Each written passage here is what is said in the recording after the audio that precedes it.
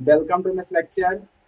आज हम लोग यूपी बोर्ड क्लास 10 का अध्याय 3 दो चर वाले रैखिक समीकरण युग्म, ठीक है, पढ़ेंगे। ठीक है, क्या पढ़ेंगे? दो चर वाले रैखिक समीकरण युग्म पढ़ेंगे।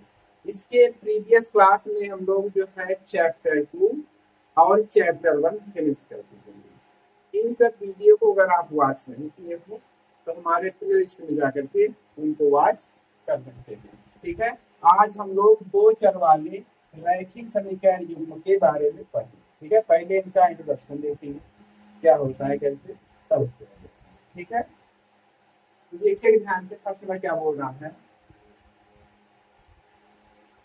एक रैखिक समीकरण युग्म जिसका कोई हल नहीं होता। ठीक है, एक रैखिक समीकरण युग्म दिया जाएगा जिसका कोई हल नहीं होता है। रैखिक समीकरणों का असंगत युग्म कहलाता है। ठीक है, जिसका कोई हल नहीं होगा वो क्या कहलाएगा? असंगत युग्म कहलाएगा। ठीक है, जिसका हल नहीं हुआ उसे क्या बोलेंगे? असंगत बोलेंगे। ठीक है, एक रैखिक समीकरण युग्म जिसका हल होता है, जिसका हल क्या होता है? होता है। रैखिक समीकरणों का संगत युग्म कहलाता है। वो क्या कहलाता है? संगत युग्म कहलाता है। ठीक है, जिसका कोई हल नहीं होता उसे असंगत युग्म बोलते हैं। जिसका हल होता है उसे संगत युग्म कहा जाता है। और तुल्य रैखिक समीकरणों के एक युग्म के अपरिमित रूप से जिसके अनेक हल होते हैं। कितने हल होते हैं? अनेक हल हो सकते हैं। उसे दो चरों के रैखिक समीकरणों का आश्रित युग्म कहते हैं। कौन सा युग्म कहते हैं? आश्रित युग्म कहते हैं। ठीक है, एक बार रिवाइज कर लीजिएगा। जिसका देखिए कोई हल नहीं, क्या होगा? कोई हल नहीं होता उसे असंगत युग्म बोलते हैं। ठीक है, और जिसका कोई न कोई हल होता है उसे संगत युग्म बोलते हैं। और जिसके अनेक हल होते हैं उसे आश्रित युग्म बोलते हैं। ठीक है, I hope you are understand, आप लोग समझ गए होंगे। ठीक है, and focus next point. Next point देखिए क्या कह रहा है। रेखाएं एक बिंदु पर प्रतिच्छेद कर सकती है। देखिए यदि रेखाएं जो है बिंदु पर क्या कर रहे हैं? प्रतिच्छेद कर रही हैं, तो इस स्थिति में समीकरण का अद्वितीय हल होगा। कैसा हल होगा? अद्वितीय हल होगा। यदि रेखाएं प्रतिच्छेद कर रही हैं, ठीक है, तो ये कैसा समीकरण युग्म हो जाएगा?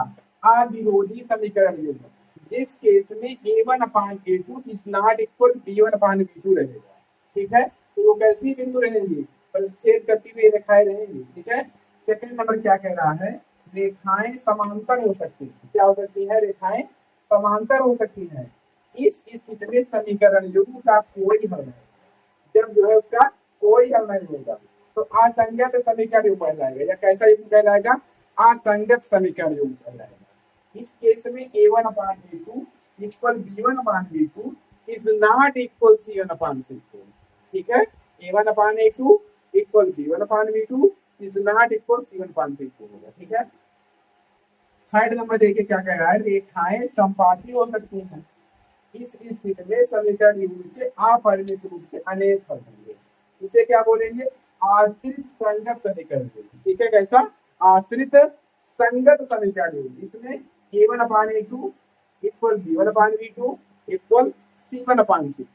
ठीक है, ये होगा, ये क्या कहलाएगा? आश्रित संगत समीकरण युग्म। ठीक है, अब देखिएगा आपको यहीं पर एक ग्राफ दिखाई देगा होगा। क्या दिखाई दे रहा होगा? ग्राफ।